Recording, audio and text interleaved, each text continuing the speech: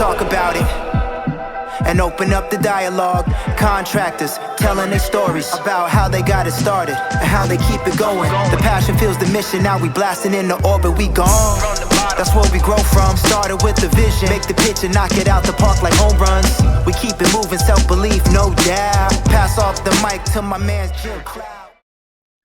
Welcome to Contractor Stories. I am your host, Jim Cloud, and of course, our favorite contributor, it is Bob Mueller. Hey, Bob. Hey, Jim. Great to be here. Yeah, we're going to have a great guest today. We have in the green room, Al Levy himself. Exciting. Yes. This is going to be amazing. Al, for us contractors, Jim, you talk to a lot of contractors out there. You know a lot of us, but for us contractors, Al is that expert, that mentor, that one person that you need to have in your corner as a contractor, and he's definitely a legend. So for us to get him on the show today, us to get his story, I think this is going to be not only a big thing for our podcast, but just for the contractors out there that may not know Al Levy. I mean, it's hard to believe that people don't know who Al Levy is, but there may be somebody that just doesn't know how much this guy has contributed to the contractor world, but also his story. I'm excited to hear about it. I am too. I've known Al for some time. Al and I actually come from the same place. I won't say where it is, but it is on the East Coast. And you can probably tell by actually just listening to Al talk. For those of you who aren't familiar with our program, Bob and I host a weekly show called Contractor Stories. And all we do is interview contractors and ask them their stories. And some of these are amazing, aren't they, Bob? Yeah, 100%. There's a lot of really good shows out there that's going to teach you how to maybe go from 500,000 to $1 million or $1 million to 5 million. There's a lot of books out there that's going to teach guys the contracting side of the thing. We are here just to kind of like encourage the contractors out there that hey, even these guys, these legends like Al, they all started somewhere. They all had just a story to start with. You might not know that Al is, help contractors go from, 1 million to a 30 million, 400, $40 million type contractor. He's helped these type of people do that, which means he's been very successful in his own stuff. But we're not here to talk about the success of his stuff. We're just here to tell you that all these guys started from some place. They all have a really good story to tell, and we love to have these type of guys on our show to do that. Bob, are you ready to get Al's story? Yeah, I'm totally ready. Let's do this. I am too. On Contractor Stories, I get super excited when I can interview people who have meant so much to me and meant so much to all of you. Al Levy is here as our guest today on Contractor Story. Al, how are you, bud? I am doing great. I am enjoying a beautiful day here in Arizona. I think it's going to be under 150. Yeah, summertime in Arizona, very, very hot. It's apparently the hottest year on record in the entire world, they say. So hope you're enjoying the heat. And yeah, I'm going to go to Houston to cool off. Yeah, that'll really help. The only difference is we just have the shower you get with it. So when you walk outside, it's 110, but you also get a little moisture. Very nice.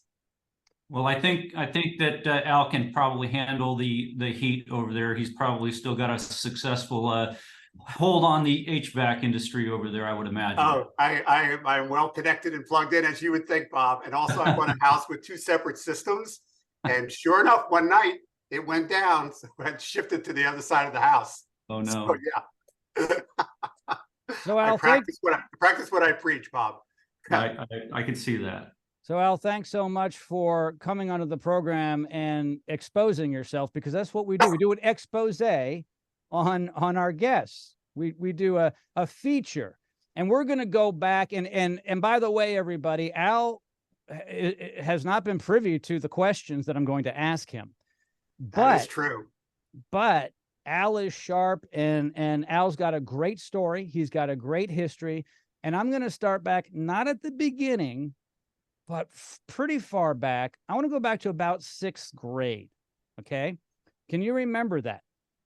Yeah, I do remember sixth grade, but actually my story does have to go back a little bit more because we talk about what forms us, if you will. Well, fine. And Then let's go back to what you first remember, what first formed you that you want to tell your story about. so, things happen to us. Who comes to a certain point in life where you haven't had the scars and bumps along the way? And I got the big jolt when I was very young. My mom passed away when I was only 4 years old. Mhm. And so the blessing, of course, was my dad was exceptional. He was growing a business and he was well on the way to growing a family. He came back from World War II and he and my mom got very busy cranking out kids. And so myself, my two older brothers, and my sister, fortunately, we became the Brady Bunch before we knew what Brady Bunch was, because I grew up with my stepbrother and stepsister because they had lost their dad. So we combined into a family and grew up together in a big, crazy, wild house. And so that really did change a lot of things for me, obviously, but I wasn't like knowing what the change was. The one thing I will say to you guys is that, and to you, those who are listening, is we never had like a family meeting, but we all knew this same unspoken message. If you want to do something in life, get to it. Because mom passed away when she was 39. What I didn't know is that she had been sick for at least a year or two. And my mom was a nurse. So you think they'd be on the front line, but this is ancient history. So that really kind of, chaos, if you will. There's many reasons why my tagline is my second business was less stress and more success. I was born into stress and chaos. And that kind of informed the way I grew up. So it is my earliest forming memory. That's an incredible way to start off the story, your story. And actually, I did not know that. I knew you were in a family business, but I have heard you over the years talk about your father and brothers and so forth, but I did not know that. And that will really change someone. Anything like that, when you're so young, will change who you are at that stage, and then it sets the tone for the rest of your life. It does. I think it was the Jesuits, they talk about if we have your kids from age 0 to 7, we own them for the rest of their life because we just repeat the same patterns. And I don't see myself as a victim. My dad didn't let us feel victims. Circumstances happen, but we were very clear is we had one great parent, and I had a really great stepmom who really educated me in a lot of ways. She was a high school teacher, and fortunate for me because I'm dyslexic. I was struggling through school. And what I love to share here, because we are pulling the curtain back about Al, is that people think I was organized and on top of things. No, I was a mess. I was a mess. And my stepmom comes to me in high school and she says to me, "You cannot go to college this way." She had to organize my study habits. She had to create time that I would block out. And she would watch me work. And she realized I would start with something tough, get frustrated, and I was done. So she reorganized to start with something easy and continue to build up confidence and work. And by the way, of course, I carried that on to business and everything else in my life about either get out in front of it or be prepared to get run over by it. And that is a recurring theme in my life, is that when I could recognize the trouble ahead, I now needed to make mid-course correction and change me, because I was very busy blaming everybody else. I don't know who is young who doesn't remember that it was never your fault. Mm-hmm. It was what happened to you. It was your big brother, your big sister, your friends. They corrupted you. We're all full of excuses. And, people had it a lot tougher than me. I didn't have to worry about food on the table and a roof over my head. I never forget that. But I was blessed, and I mean blessed, by having a dad that not only was growing business, but the way that we had family bonding is he would be running a service call at night. He'd gather his boys up into the truck and off to the call we went. And so the business kind of became the family structure, if you will. Mm-hmm. But that was our time to to not just talk about business, but to talk about life. And my father was the biggest first mentor and biggest first coach in my entire life. I was lucky again. I have had nothing but great mentors come into my life. Now, I'm sure I sent out the beacon and said, come along, because I'm ready. What do you got? Because I was lucky, just blessed with so many. Al, what timeline that for us and timestamp that? What year was that, and what demographic and what area were you in at that time? Well, you're talking about by the time I went to high school and then off to college. Now, my college experience, before you all think, oh yeah, he never had to work. I worked in the business by the time I was 8. You know, we were emptying garbage cans and sweeping up and riding as a helper and, you know, learning fittings and learning how to, you know, clean fittings. We got a full education, and we actually could drive trucks before we could ever drive a car. We had to, you know, stick shift, and that was just, it was fun going to work. It was fun. That's all I can say. So that was probably in our formative years. And again, my 2 older brothers were with me. And then I went off to college. And when I would go off to college, I was 6 months a year, I was working in the business. So I had a very long, not just the 26 years of when I finally came into the business full time. So that kind of is the timestamp of things. When I got to the business though, Bob, it had been formed by my grandfathers in a gas station in 1936 by my dad and my uncle, who went off to World War II in 2 different areas. And also my mom served in World War II as well as my aunts and the rest of it. And when they all got back, that's when we got into what was fuel oil heating. And for those who don't know what fuel oil heating is, think propane. That was the business. There was no organizing structure. What was good is that my dad and my uncle were really liked in the community. They knew that they did great work. My father was a great, you know, sales, marketing, all that stuff. And my uncle was great at all the other side. And there was no org charts like you have. There were no manuals or any of that. My father's advice to us is hurry up and do something and don't sit in this office. That's what he shared with us. And so we just went out and we did what people nowadays know not to do, which is work really hard and hope the money shows up. And here's the good news. More times than not, the money showed up. Did we know how? Could we repeat it all the time? No. So there were these times, Bob, where the accounting team would come in, you know, about a month before the end of the year, and would say something to this effect. Oh, we got way more money in the business. Go out and buy some tools and trucks and stuff like that, and you can pay yourself a bonus. And that was a very nice thing. But then again, there were years when they would come into the office and go, the numbers do not look good. So I hope all of you have money set aside because you're not getting paid for 2 months. So yes, we were blindsided. This was my thing. And talk about mentors coming into my life. The one that most people do know is Ellen Rohr. We met in the 90s when she was very young. Just in case she's listening, when she was very young, we were both members of C2000, which is the founding Nexstar. And I didn't even know how to spell a budget, let alone do budget. And we didn't realize all these things. You know, nowadays it's more common knowledge, but it wasn't. So that was one of these things that we had to learn. And as I was growing up through the business, my father was very clear. You're going to start at the bottom and you're going to do everything because you can never ask anyone else to do anything. Can I share quickly? We are talking about house stories. When I was very young, probably in maybe about 2nd or 3rd grade, Jim. Yeah. I come home and I tell my dad, my friends and I were laughing today because one of the kids in the class, when they spoke about what their dad does, he sells rags. And we thought that was so funny. And my father goes, you think you know everything, don't you? He goes, I know who you're speaking about. His dad drives a Cadillac and your dad does not.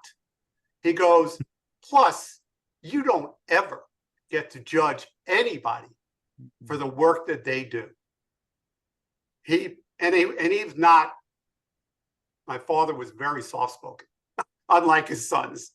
And he wasn't but this was so foundational for me. You know, kind of like the other great advice he gave me along the way, because coming in the business after a while, Bob, as a young guy in your early 20s, you think you know it all, right? And you're espousing about how great you are. And my father is in this office that's really about the size of what you're seeing here. Me, my dad, and my two brothers. As you remember the mantra, we don't make any money with you sitting here. So we're in this office and I'm bragging about something. And my dad just goes, you know, when you really are that good, you won't have to brag about yourself. Everyone else will be bragging about you. That is so true. Yes, he was a very, very wise man. Never went to business school, but you know, he just learned it. Yep. And So this Al, was it. I'm sorry, Jim. Go ahead. Al, this is a tough question, but it's a fair question. And I say Yeah. it's tough because it can be uncomfortable. And you haven't prepared for this, I understand. What is the single most biggest mistake you have made in your life? I think if I could go back in that famous time machine, I was too busy blaming everyone and everyone else, anything other than me, because I couldn't take any more guilt on me. I didn't know, I wasn't intellectually or emotionally intelligent enough to understand that. And it wasn't training one time that I went to, management training, that said, stick your arms out as far as you can from your body. It goes, everything you control is inside as far as you can stretch your arms. And everything in the world is outside of your arms that you cannot control. Here's the good news. Everything on the inside of as far as your arms, that's the only thing that's important. And so it was a total mind change shift. And there were many occasions to this. One of the really great occasions, as I said, there were a lot of mentors that came into my life. Not all my mentors were my age or older. Many were younger than me. And so we're bouncing along on a bus in a Nexstar event back in the 90s. And I'm fortunate because Jack Tester, who was the original head of Nexstar, is on that bus. And I started talking to him.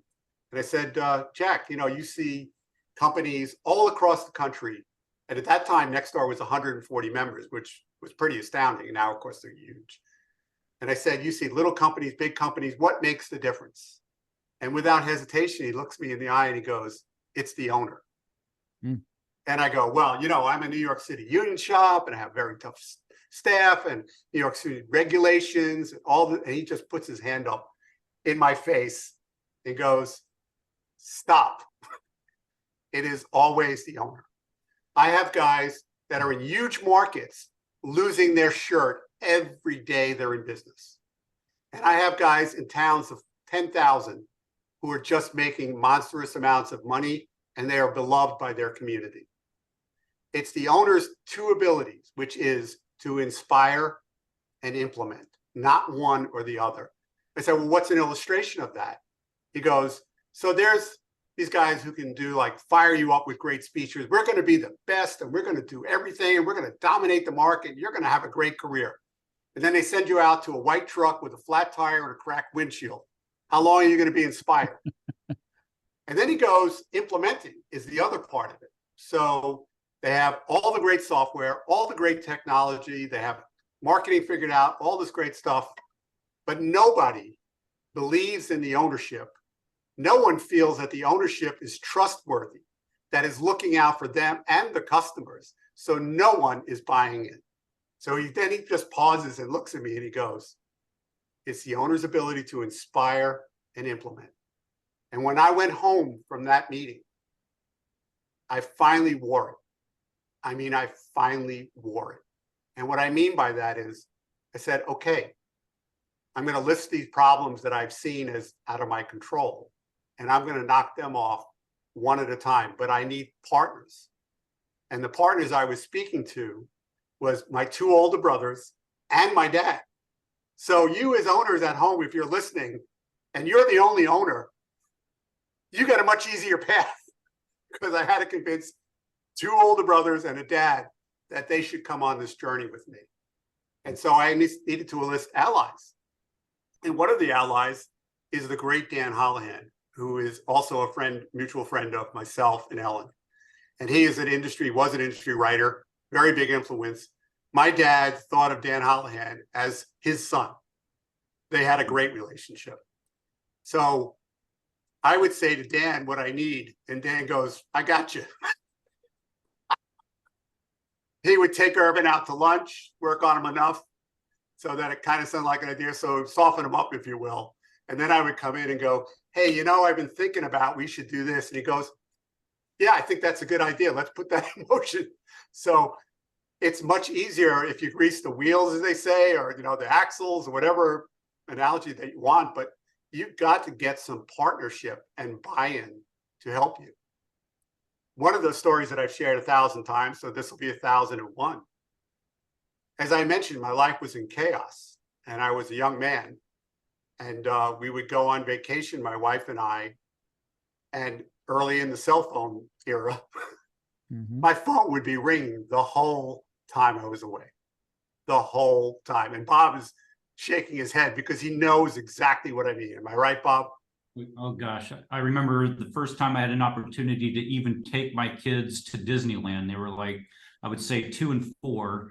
And it was the first time I was excited. I was able to finally get away, took the kids to Disneyland. And because I was just, a one operator guy, had a couple, apprentices. I didn't have your systems and policies and procedures that I do today in my company. Then it was me on the phone and handling it, right? And delegating. And there was a little delegation because I was the only one that knew everything. And of course, so all the phone calls came to me, to your point. Yes.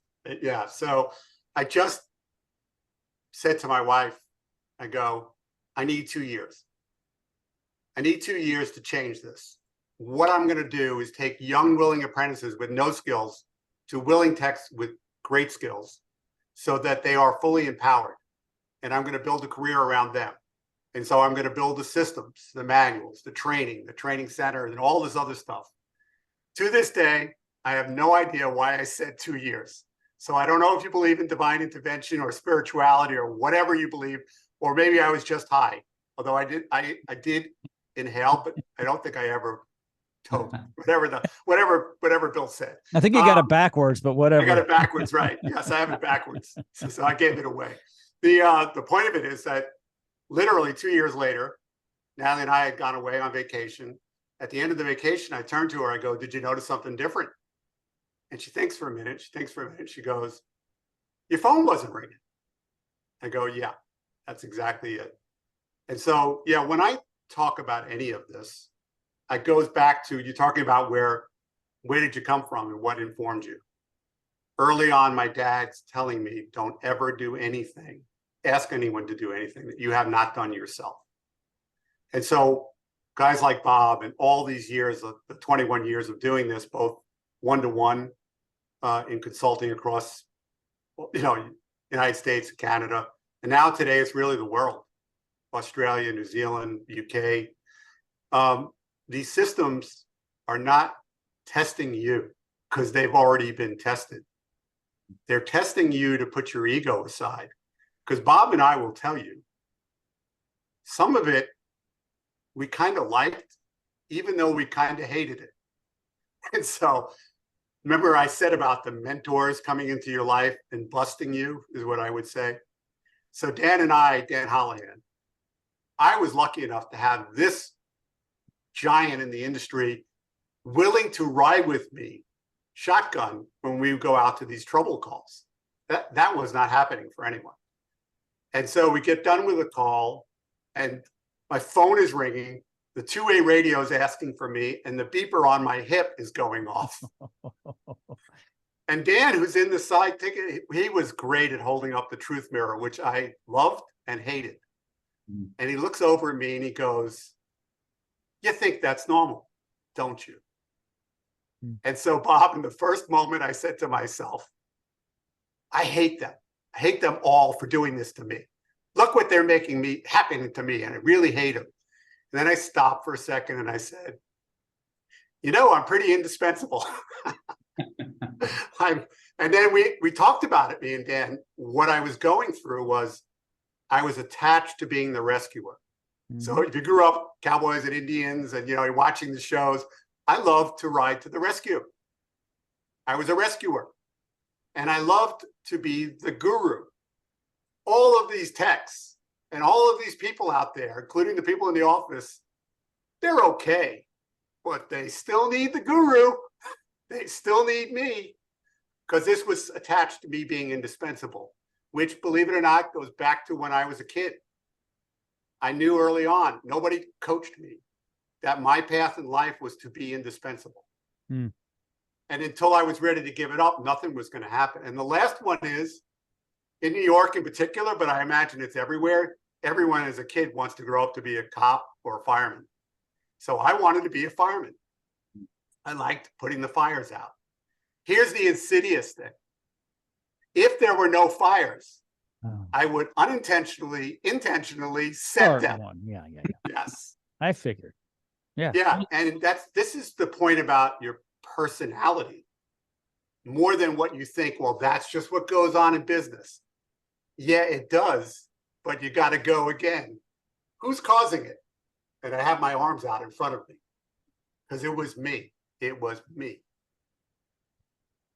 Al, what was your biggest win in your life? It doesn't have to be professional. It could be personal. But if you had to answer with just one answer, the biggest win, was it your family, your business, helping others? But you can only choose one. What's the biggest?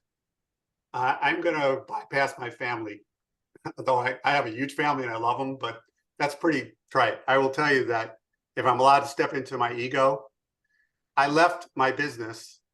And Jim, I know your story. You left the golden handcuffs. I left the golden handcuffs when I left my business. I stepped into nothingness. I was, Ellen used to tease me that I was born with a silver spoon in my mouth. I go, it's true. I had a silver spoon, but mine was covered with fuel oil. Oh. But yeah, it was not a pleasant experience. Like, you don't have to do anything. You were on a roof freezing your butt off in the dead of winter, fixing a heating system. So if that's the silver spoon, I'm looking for a golden spoon.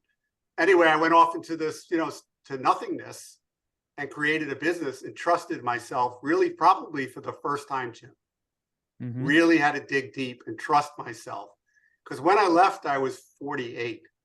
And even though I told my brothers and my dad, because I was never going to leave them short, at 45, I gave that famous 3 years notice. So Bob will appreciate that, Bob. If we get 2 weeks notice from somebody, that's pretty good. A week.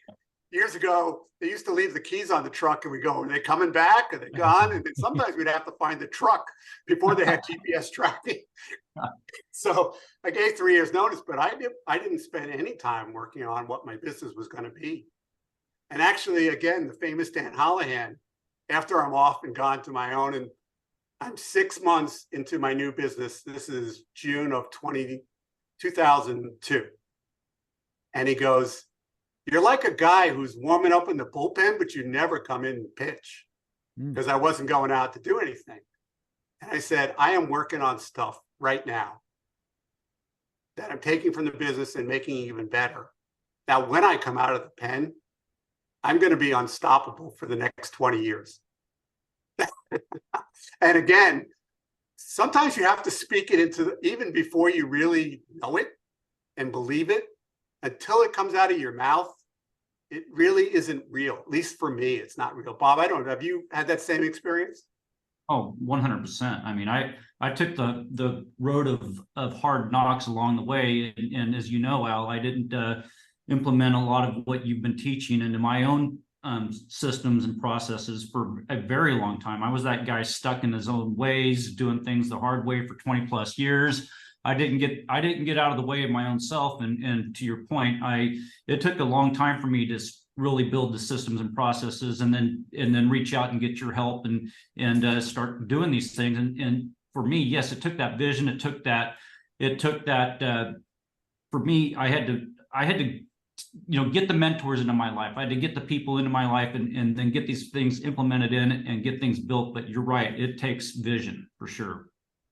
It does. I think you just have to speak it to Jim. I know a little bit about your story as you shared.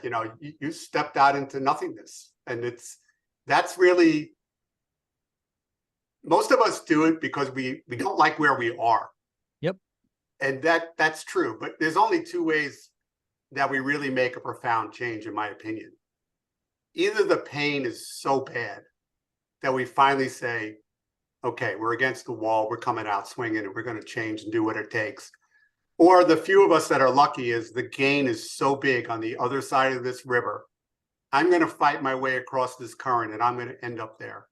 And I've coached so many people on this analogy when we were doing work together, because, the work could be, when I was doing one-to-one, it could be 2 years, 3 years of work. Now they got better with each program. Don't get me wrong, but they, as owners, we want to know, how far are we from the goal line? When can we go down and spike the ball, if you will? And the answer, of course, is you can never do that. But when do I get to the other side of the river? And I remind them, you started where you didn't want to be. And you knew on the other side of the river is where you want to be. And you said you're going to swim across the current. Now you're halfway through, and it's exhausting. It's going to take as much effort to go back to where you felt comfortable and hated as it is to keep going to where you really want to be. And so that is also another thing for my youth. I realized pretty early, because I was dyslexic and confused and disorganized and all the other things, I was still a good student. Why was that? It was because of sheer will. I was not going to fail. So I'd love to tell you that I was brilliantly intelligent and it all came easy. It did not. It did not. I was fortunate, and a lot of great people and coaching and all that other stuff. But it was really, this thought came into my head, and okay, it's going to sound funny. I was age 10. And what I said to myself is, yeah, there's more talented people out there than I will ever be. But when they quit, I will still be working. And when I got to really working as an adult, and I would be out at 2 a.m. and friends and people were in bed sleeping while I was out doing calls, I said to myself, they may be more talented, but I'm out here working, getting it done. Yeah. Great stories. This has been awesome. The time has been flying. We're not quite done yet. I've got one question I like to ask everybody who comes on to Contractor Stories. And I know how much you love yourself, Al, so you have to be careful when you answer this question. I'm hugging myself for those who are listening. Yeah, yeah. For the contractors out there who are young in their business, maybe they're a little mature in their business, what's the number one book you would recommend to a home service professional? Again, you're making it a tough choice, but so I'm going to go with my one book. And it's very funny to me in that it's got a new life. It is The E-Myth by Michael Gerber. There's a lot of different versions of it. So that was a book that two mentors, you've heard the name already, Ellen Rohr and Dan Holohan, told me in the early 90s, you must read this book because you are going to be in an early grave. I've shared a number of times, and especially I think with you, Jim, is I was 246 pounds at a point in my life. I am 192 today. And I lost the weight, gained the weight, did all the things. Look, we all have our addictions. Everyone has their addictions. That was my addiction. I was eating my stress. And so what they told me was, you need to read this book because the way you're going about business is all wrong. And you're going to run out of time and it's going to be an issue.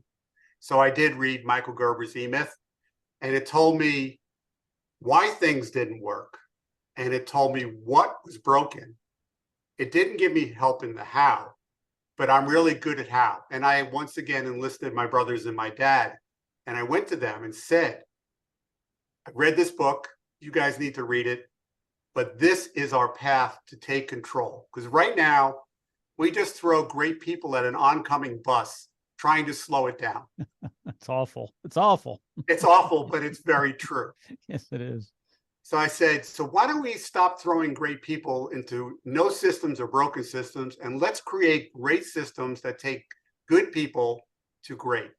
And to their credit, they listened to the youngest in this crew and said, yes, let's do it. And by the way, what does that mean?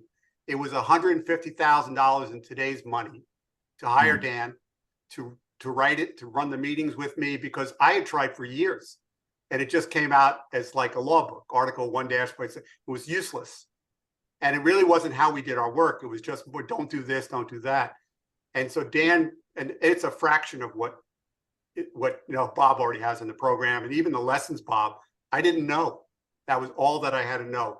So that book is the seminal book that changed the course and arc, as I like to say, of both my business and my life. And the grace, I'm gonna get a little choked up. The great part of this is it's helped so many other contractors like Bob and others finally get control of their business and get their business to be working for them rather than them working for their business. Yeah, incredible. I can say that, you've been instrumental in helping me in my business. I know that you've helped thousands and thousands of other contractors. And yes, that's a great book. I will put a plug in for you and say that, you're a machine. The things that you've done to help this industry has been instrumental to contractors like myself. You continue to help our contractors out. You give your time generously to our industry. You do so much for everybody. I do want to, just thank you for everything that you've done for this industry. You're a legend in our industry. We love having you here today. We couldn't appreciate you more than for your time that you generously give to us on our podcast today. But I'm sure there's some big things that you're still doing out there. And I know that Jim wants to give you some time to plug your stuff, and Jim, take it from there. Well, quickly here, we've talked about Al and his past. He can really help all of you who are consuming this today, contractors, the 7-Power Contractor. I'm going to have all of Al's information in the notes of this podcast. But before we conclude, Al, quickly talk about the 7 powers real fast. So it's planning power, operating power, staffing power, sales coaching power, marketing power, financial power. 7. So those are the 7 things that you'll work on for the rest of your life. So act now and buy the book. It's a book, it's an ebook, it's on Audible. Honestly, I didn't write it for the money. I wrote it really to be read in 2 to 4 hours because I'm not a fast reader myself. And the writer, Helena, who you guys know, worked with me to make sure that it came out the way I wanted it. You're going to read it over and over again. And it's not for my ego I say that, is because there's so much information that's been picked up along the way. And Bob, I appreciate your words, but when you say that, I immediately feel that I have been given a gift by the mentors I speak to. And the only way I can give that gift back is to give to others. Now, yeah, I get paid for it, but you're not changing my life. Nobody's putting my kids through college or anything else of that nature. And my father had a million great sayings, which you don't have enough time. But one day he said to me, he goes, Al, sometimes what you get for nothing isn't worth what you paid for it. So true. Al Levy, thank you so much. Like I said, do have a quick plug. I got a quick plug. If you love what you heard, come see me in person on the stage. Oh, yeah. At the Freedom event, November. I think it's first through third. Yeah, 1st to 3rd in Orlando. So yeah, Jim will point you out in that direction. I would love to come meet you guys. It's always great to see old friends, your clients and contractors and everything else of that nature, and make new ones.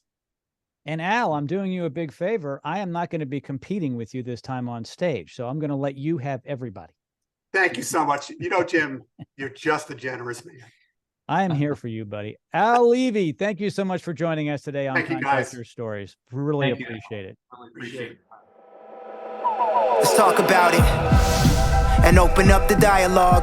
Contractors telling their stories about how they got it started and how they keep it going. The passion feels the